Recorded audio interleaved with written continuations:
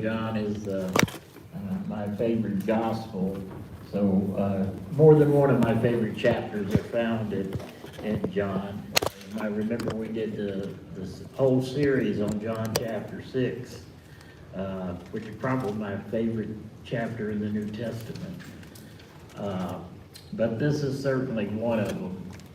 And I debated with myself this week in preparation about how much to talk about ahead of time.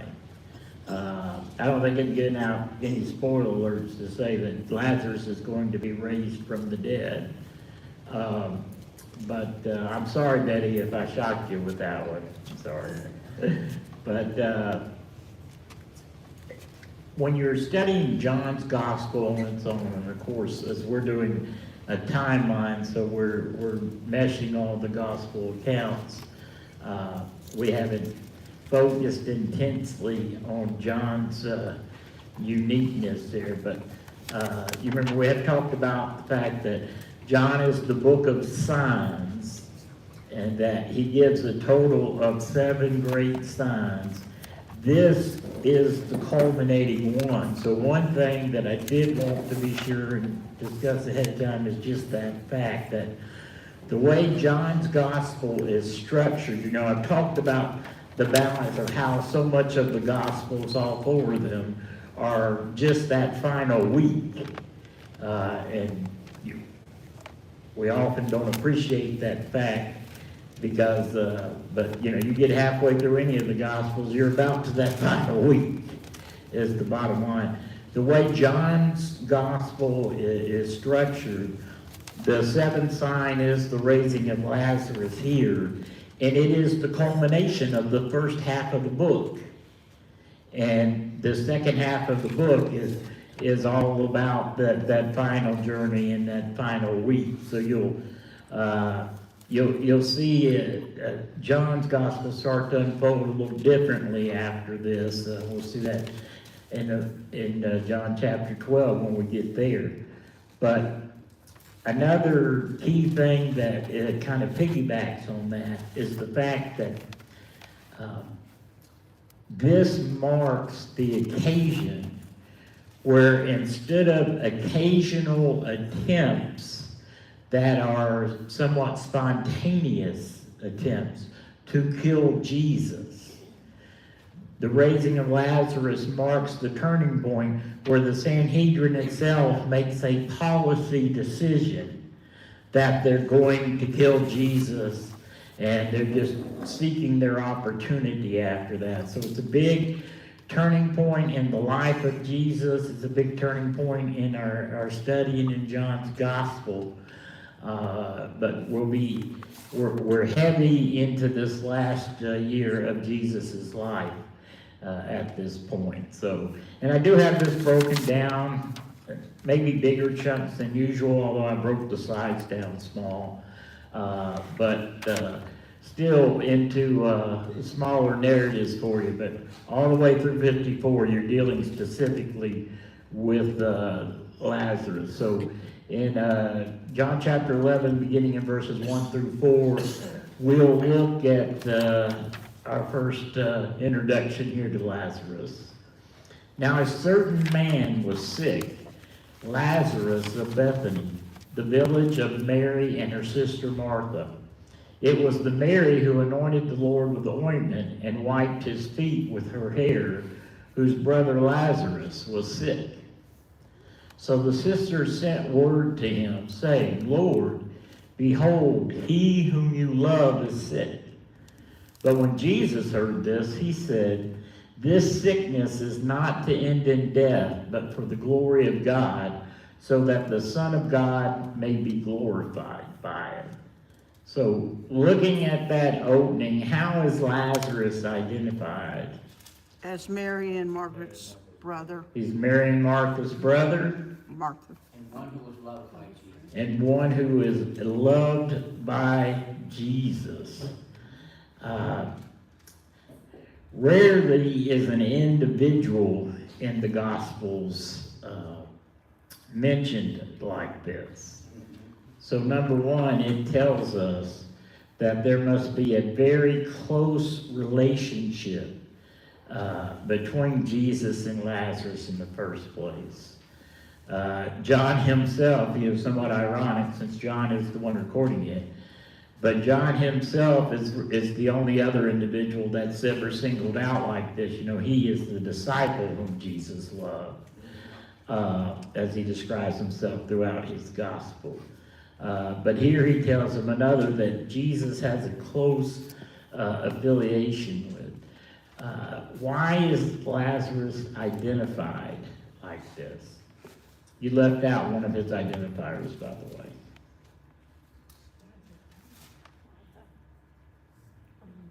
Talk about Mary, how they gave to him. No, I'm talking about Lazarus of Bethany. What do you mean, why is he identified? That he's from Bethany?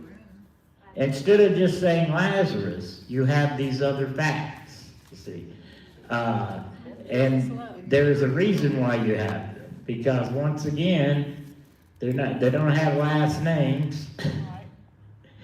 And Lazarus is a very common name.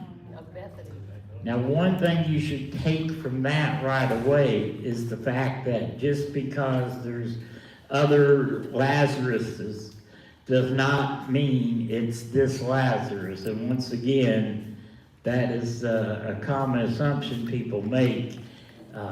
But we haven't even met Lazarus until just now. He's not mentioned in the synoptic gospels at all. Who is mentioned there? Mary and Martha. Yeah, and that's how Bethany is identified there, is as being the village of Mary and Martha. What does that statement indicate to you? That he was there a lot?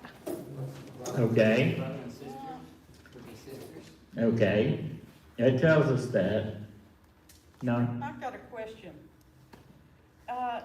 Reading verse 3 and 4, and the Holy Spirit writing, and the Holy Spirit involved in the writing, didn't Jesus already know all this?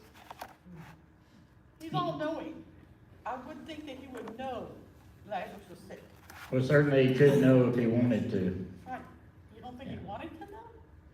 I don't know. There is thousands of volumes written about what they call the tertiary knowledge of God, period. But especially Jesus during his time as a human on earth. Yeah. But certainly shows us he can have access. But this is not written to Jesus, it's written To us. to us. I know, yeah. And so what we're trying to see here is what is in the scriptures for us to take away. And what this question is supposed to be showing you about Bethany's identification as being the home of Mary and Martha is that those first and second century readers knew Mary and Martha. That's why the reference is there. It's just like when Simon of Cyrene carries the cross and Mark mentions that that's the father of Rufus and Alexander. That's because Rufus and Alexander were well known in the early church. So Mary and Martha, at the time that John writes his gospel, are already well known to the church. Why is that? Because she washed his feet and wiped it with her hair. Not only did she wash it, but it is recorded in those earlier gospels. So what you see there is the existence of the earlier gospels at the time John is writing his gospel. If you go to Mark 14, you'll find the story of Mary's anointing his feet there. And over in Luke 10, of course, the scene we studied a few months ago where Mary and Martha are in the house. Lazarus wasn't mentioned there. And I think, and many others have thought likewise, that there's a reason why Lazarus was not mentioned by name when he was someone who was so close to Jesus, and he's the brother of Mary and Martha, who are mentioned and have those narratives about them. Seems odd that they would skip him, but one of the things we'll see later on in the chapter here is that the Jews, when they decide to kill Jesus, decide to also kill Lazarus. Yes. And so the theory is that the earlier Gospels, Matthew, Mark, and Luke, having been written so much closer to the time, left Lazarus' name out deliberately. But by the time John writes his Gospel decades later, Lazarus has already died, and it's not an issue to be bringing that up. But if you look down, as far as the question about Bethany goes, we've covered the main points, but I did want to just go ahead and make you aware of the fact that if you go down to verse 18, you're going to see a statement about this Bethany. It's a geography note. We'll talk more about that. But it's also a big identifier of which Bethany that you're talking about. What indicates that the sisters thought the illness was serious? Think about it for a minute. I thought he was dead. Not Well, he's yet. not dead when they send the message. Really? When they send the message, he's sick. Well, I think Jesus already knew this. I think he knew it already because he told them. Okay, well, that's not the question right now. Okay. The question right now is what indicates that his sisters, Mary and Martha, thought that this was possibly a fatal disease. Eddie? Because they asked for Jesus. Yeah. Well, that's true. It's not what I'm looking for, but it's true. Well, they actually personally sent for the Lord, knowing that he could heal. I see I'm going to have to go about this another way. Why is Jesus not in that area? He's running from Jerusalem. He's in. He fled that area and has been wandering around in Perea and in Galilee for some time now in our studies because of their last attempt to kill him in Jerusalem at the feast. That's why we're about to see the apostles' reactions, but that's the reason why they're acting. What I'm trying to bring out in this question is that they are basically asking Jesus to come and heal him, and yet they know better than anybody, this is the closest group to him, that the reason he's not there in the first place is because his life was endangered by being there. So by sending this message to Jesus, they're asking him to come back, and it's his own life going to be at risk. So it's not a case of anything other than that they expect this to be a sickness unto death. And so they're hoping Jesus will take the risk and come and help them out. What is remarkable about their message? We've already muddied this water a little bit with the way we phrase some of our answers.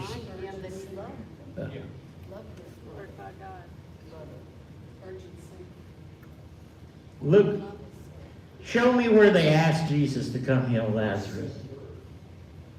Why? Verse Because he loved him. 3. No, I'm not asking why. I'm saying show me where they asked him to come heal Lazarus. They sent word of what? That he was sick. They did not say, Jesus, come heal your friend, come heal our brother. They sent him a message that Lazarus was very sick, but they left it to God. This is one of the biggest lessons of the night, guys, because it is one of the biggest lessons of discipleship. They left it to Jesus to choose how and when and in what manner he would respond to that. Don't you also think it shows their faith that they knew? Oh, absolutely. But what I'm saying is, what do we do? Human nature, being the sisters of Lazarus, human nature, they would have wanted Jesus to come there. Oh, And they absolutely. would have wanted Jesus to heal him. They might not have known that he was going to do that, but human nature being such that it is. Well, I think they had every expectation that if he got there, he would heal him. But the point is this, again, these things are written for our instruction. And the lesson is they don't tell God how to answer their need. But we do the opposite. And then we get mad at God when he doesn't. And then we're taken off guard later when he answers in some other way. You know, one of the biggest lessons I ever learned about prayer was to quit telling God how to answer my prayers and instead just present my needs or other needs in the case of intercessory prayers. But we tell God, you need to heal this person, you need to give me this job, you need to do this in this situation, and that's how we pray to him. And that is a huge inhibitor to effective prayer. They just say, Jesus, your friend is very sick. We do that so very often. We do it all the time. I'm not kidding. And that's in my top 5 lessons learned on the spiritual side in my lifetime. I remember somebody asking me privately, not long after I first came here, about prayer, and I told them, I said, well, I figured out many years ago that the best thing is to avoid telling God how to answer my prayer. We do have the example in the garden where Jesus said, if this cup can pass me, may it. So I think it's okay to ask your preference, but also leave it open to the answer could be no. Yes. But this is why God surprises us so often. Because we really don't, A, appreciate him and his power, and B, even think about what we're doing the way we constantly in our prayer life tell God what to do. Yeah. Make him aware of needs. But don't do that. That to me has always been the most remarkable thing about the message is that there is no request for anything in it. There is just a message. All right. What did I heard this answer a minute ago? But what did the sisters base their appeal on? Christ loved him. It's Jesus' love for him. Yep. You know, that's powerful in different ways, don't you think? Yeah. That's the main thing to remember is that God does love you. And those are some of the hardest times to accept that. But they're the times we most need to remember that. And so their appeal is based on his love for them. What do you think of Jesus' response just in verse 4 now? Just talking about verse 4, when he states there that this sickness is not to end in death, but for the glory of God, so that the Son of God may be glorified by it. See? When it says that he heard it, it doesn't mean he didn't know about it. Yeah, exactly. But He's letting God handle it. It's gonna be another example. It's glory of to God. it's going to be, that's why I wanted to focus you just on verse 4, not on other parts of the conversation, because when you look here, what you see being brought out by Jesus initially in all of this is, yes, the end of it's not going to be death, but secondly, this trial, this suffering is going to be something to glorify God. So another of the biggest lessons we can take away here, and that Jesus has consistently shown us in these type of situations, this is just the most dramatic, is that our suffering, our most difficult circumstances can always be used to glorify God. There's always an opportunity. The occasion here, of course, just reminds you of John chapter 9 and Jesus and the blind man, when he said the same thing about that man being born blind. Gary? The way he says that this sickness is not to end in death makes me want to agree with Nona that he already knew, and I know that he did if he wanted to, like you said, he already knew that he was going to die. Also, another point I wanted to make is that this statement from Jesus is not to the Lazarus sisters, it's to the messenger that brought the message to him, for them to take it back. I think that the most natural, there's some debate about that, but I think you're right. I think the most natural way to read that is in response to the messenger. And so I think that one thing that is a lot of times not appreciated here, at least by a lot of scholars I've read, is the fact that they would have got that message back. Because we're going to see something different in a minute, but they would have got that message that this was not to end in death, but was to be for the glorified, the glory of God. Don't you think they're thinking of their sincere faith in God, but what God can do? Oh, absolutely. Their faith's not gonna waver. Absolutely. And everything that you're saying, we're going to see brought out and verified by the things that we read. So let's go ahead and look at verses 5 through 16. If the sisters had gotten this message back, the messenger relayed it back to them, why did they react that way when Jesus did show up and say it's too late? Because the message said it wasn't going to end in death. And it ended in death as far as they know at that time. But we'll see that if we get to read it here. And he also said it was intended to glorify God and to glorify him. Yes. Now, Jesus loved Martha and her sister. And here again, I mean, we've already had this clearly presented to us in their message. Now, again, we have it stated. So here's something being stated in great detail and more than once to us. So this is important to God that we recognize before you go any further in this story, is that he is extremely close to this family. So Jesus loved Martha and her sister and Lazarus. So that word "so," anybody got a different translation there? When? So when, that's why I have, So nobody else has the "so"? I have so. Mine says yes. Okay. Yes, when. Well, "so" is another way of saying "therefore." And so what you're supposed to understand is the connection. Is why I only have verses 5 and 6 up here. It's the connection between those verses.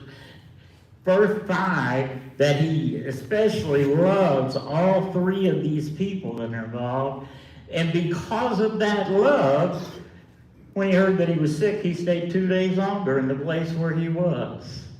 So my first question is, what happened here? It's like there's no urgency. Yeah. I mean, if Gene calls me up and say, hey, Mona is dying in the emergency room, I'm not going to say, well, call me later and let me know how it turns out, But isn't that almost the impression that those two verses give you? You see, that is very deliberate. That is the art of the Holy Spirit, the inspiration here, to make you jump up and down when you read verse 6.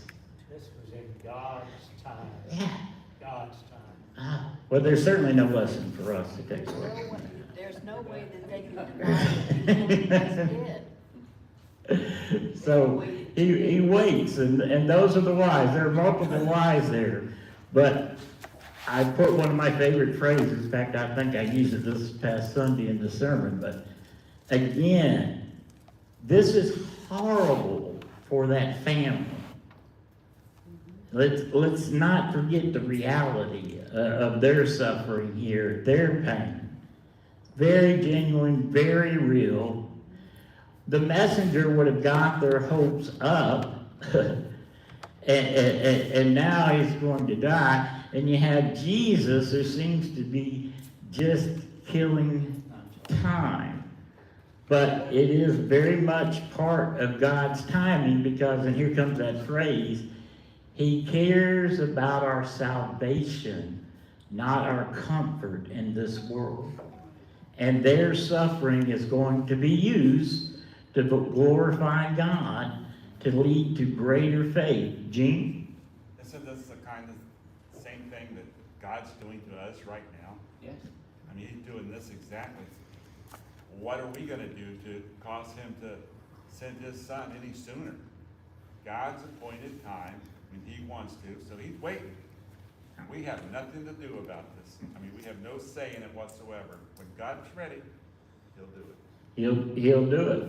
But His motives here is that's why I wanted you to see that so or therefore there, so that you understand it is telling you that His motive for waiting 2 days is because He loves them so much, which seems contrary to our thinking, because we think He should have dropped everything and rushed there immediately. Monty?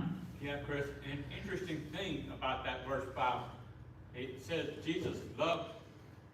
He's already said in verse 3 that He loved him. Here is a key thing, though. In verse 3, the word for love is phileo. In verse 5, you want to take a guess what the Greek word for? I'm going to guess it's agape. You're right. So it's to show that love is so special for this family. I'm going to show you what the glory of God is all about. That's what John is introducing into this. That's exactly right. All right, let's look at 7 and 8 here. Then after this, He said to the disciples, let us go to Judea again. After this is after 2 days. By the way, I should add a little parenthesis here. I don't think it does tremendous harm either way, but it is a common misunderstanding. Lazarus, if you look at the timeline, is probably dead when Jesus gets the message. If you look at the timeline, he's almost assured, if he wasn't dead when Jesus got the message, he was dead shortly thereafter. It's the only way the timeline, the geography fits.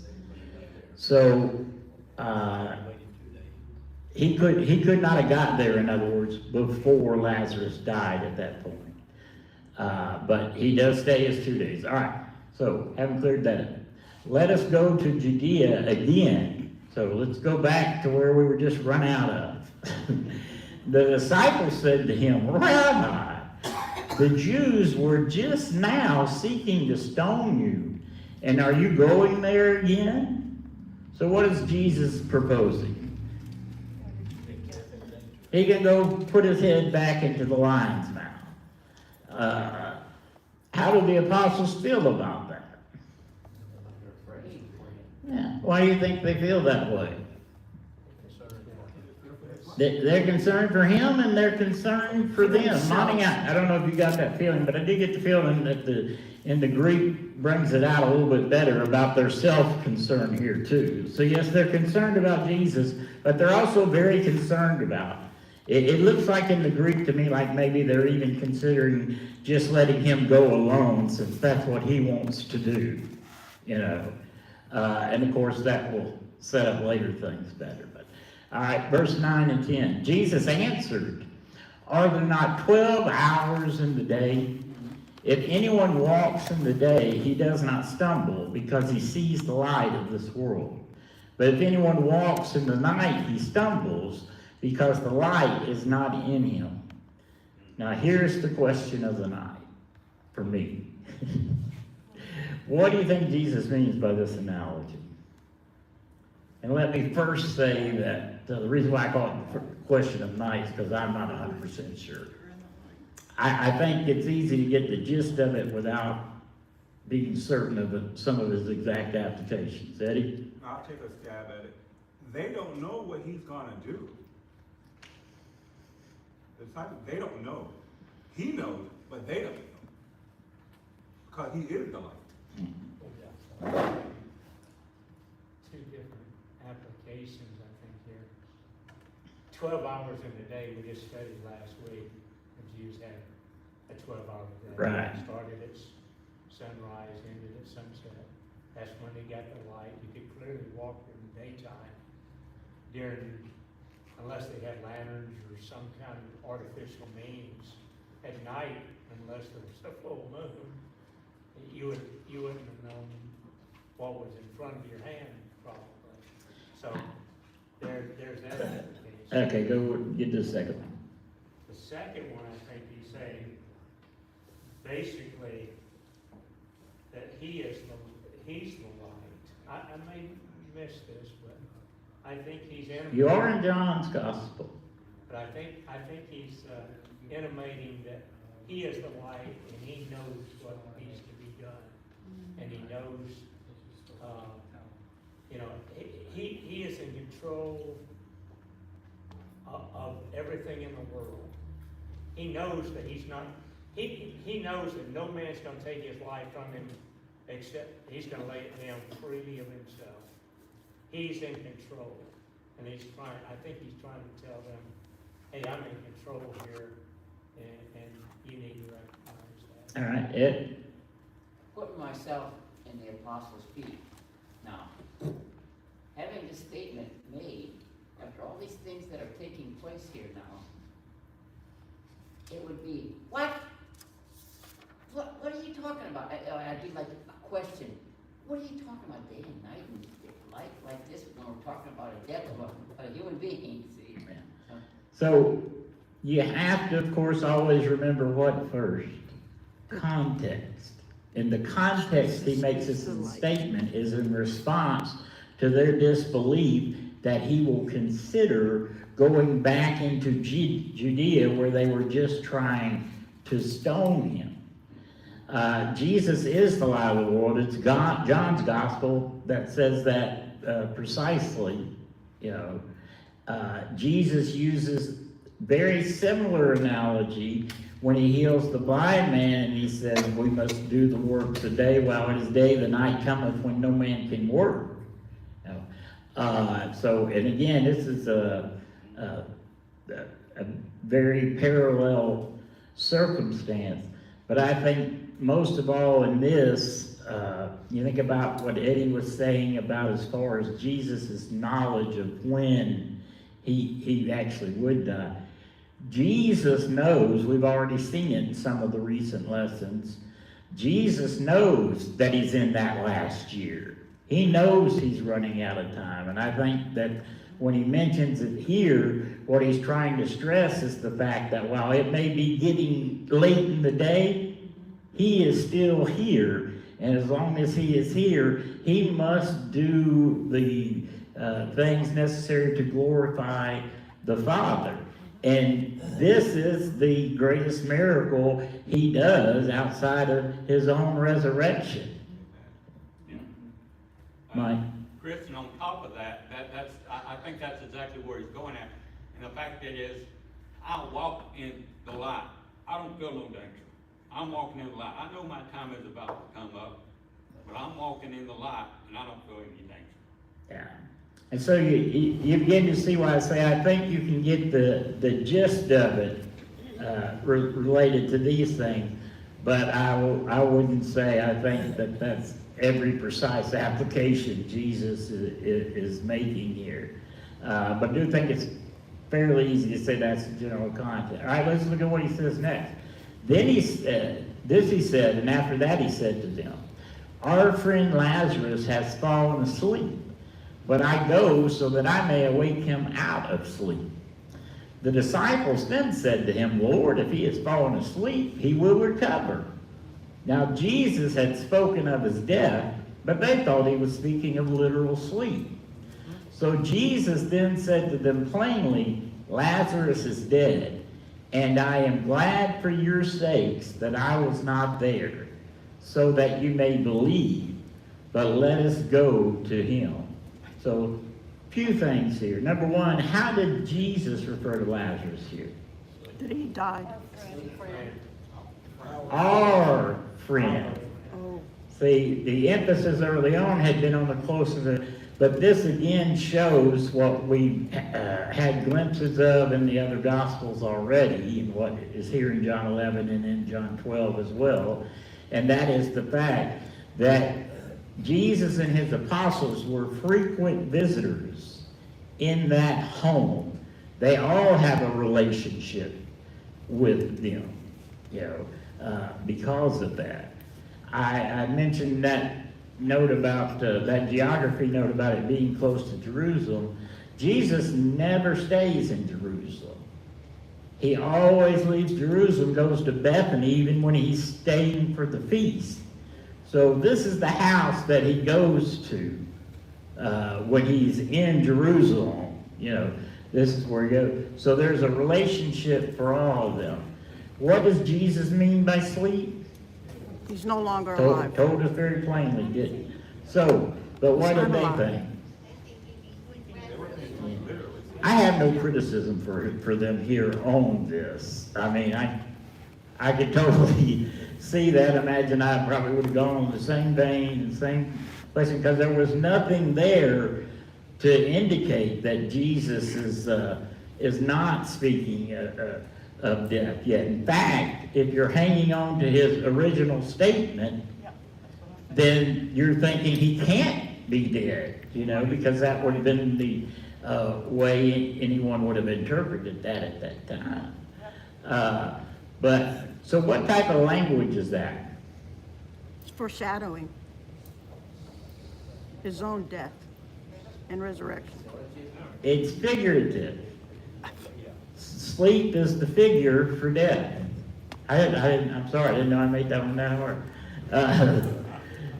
It's figurative language. The reason why that's a point important to note again is because very often people will defend false doctrines, and one of the foundations will be that the Bible doesn't have figurative language, but the Bible is filled with figurative language. And this is a great example because there's no arguing with it, because Jesus immediately turns around and says, no, he's literally dead, people. Are you with me now? Yeah. Mike? Chris, but a very strong point to make is the only time, though, the Bible uses the term asleep as a euphemism for death, it is always referring to believers. Yes. Leading to the well-known gravestone inscription, asleep in Jesus. No? Can you explain a little better about his reassurance to the sisters that Lazarus is not nigh to death? He's not dead, but yet here he says he's dead. Well, let me see if I can get there tonight. If I can't, I'll say something before the end. Why is it, and this is the big key really in your question, why is it to the apostles' benefit that Jesus was not there when Lazarus died? What would Jesus have done if he had been there? He would have healed him and he wouldn't have died. It's going to be an incomparable different, incomparably stronger boost to their faith, to the glory of God, that he wasn't there, and so Lazarus does actually die. And so now it's a different. So now you go back to verse 6 and you start to understand that therefore, because of his great love for him in verse 5, he waited 2 more days. It benefits everyone eternally. Yes, it would have been a smaller benefit and a much more comforting benefit had he healed Lazarus before he ever died. But letting them go through that suffering to see that resurrection is much, much greater. Right? Two things hit my mind, and one of them is Mark 6, but he never went into Jerusalem until when he was gonna be betrayed and sacrificed. He went into Mary and Martha's home. But Jerusalem was where his real house was. Where The temple, was. yeah. I always think about that. My father's house was right there, 2 miles from Martha's, Mary's residence. That's always been kind of unique in my mind. I don't know why it just kind of sticks. And let me speak to Nona's question, because I only got 2 minutes left. And it's, like I said, this factors into a lot as well. Jesus' statement was not that Lazarus would not die. He said that death would not be the end of it. It's not the end of the story. It's what brings the real story, makes it possible, you see, is the fact that he does die. The end of it is he is raised from the dead and restored to them again. So that's the response to the answer. But it's very much both for the apostles, for the sisters themselves, for the Jews who were going to see or there to witness it, and for all humanity. This is like I said, it's the greatest miracle. It's the culminating sign of the 7 signs of the Gospel of John. Because the only thing greater than it that occurs is Jesus' resurrection itself. And when we get to that, Lord willing, in our next class, we'll talk about that part. Let's go on now, while we're here with these apostles and their response, their concerns about Jesus saying, I'm going to go back to Judea. Therefore, Thomas, who is called Didymus, said to his fellow disciples, let us also go so that we may die with him. So, who speaks up here? Doubting Thomas. Thomas. What? Patty doesn't call him names. Called him Doubting Thomas. So that leads to my question. Since it's Doubting Thomas, does it surprise you that he would be the one to speak up and say, let's go? He was the most practical, I think. He had a practical, pragmatic attitude toward things, I think. And that's the way I picture him. Look at his statement. Yeah, but It's not just, let's go with him then. If the Lord's going to die, then I'm going to die with him. And he does later. He But does die later. considering what will happen later and how everyone always thinks of him as Doubting Thomas, what should we learn here? That he's willing to follow Christ. We should be willing to die for him. Well, those are all excellent lessons, not the one I'm looking for. It seems like his faith has wavered a little bit. Okay, Hugh? I was gonna make a comment that Peter also made the statement that if you're gonna die, I'm gonna die. But Peter made it not looking at it happening at the time. He just made that statement. Thomas makes that statement with full expectation that they're going to go into Judea and they're all going to get killed. The problem here is that we have colored Thomas for one action at one point in his life, when instead he is one of the 12 apostles, which I'll remind you is quite notable in and of itself. And then he was the first one and the most vocal to actually say, let's go do it, and you get that sense of him getting up and saying, we're going. What happens to him post-resurrection? You just have to remember was their job as apostles is eyewitnesses. What was the case with Thomas? What was different about him post-resurrection than the other 12? He wasn't there on that first occasion. So he has not got to see for himself. So the knock on him is overdone anyway. But then a definite lesson for all of us is that when somebody makes a mistake, it does not make their whole life, their whole character, that mistake. That's That's very wrong to do that with people. But we have a tendency Yeah. Just like we to just do did. that with people. And so I never like to leave Thomas without looking at that fact. We're in our yellow time here, if you look. So next week, Lord willing, we'll take up there with verses 17 and following and see how it all plays out. I encourage you to spend some time with that whole chapter between now and then, because there is so much in here. I've left a lot of meat on the bone, even in the ground that we've covered. So I appreciate your attention tonight. Class dismissed.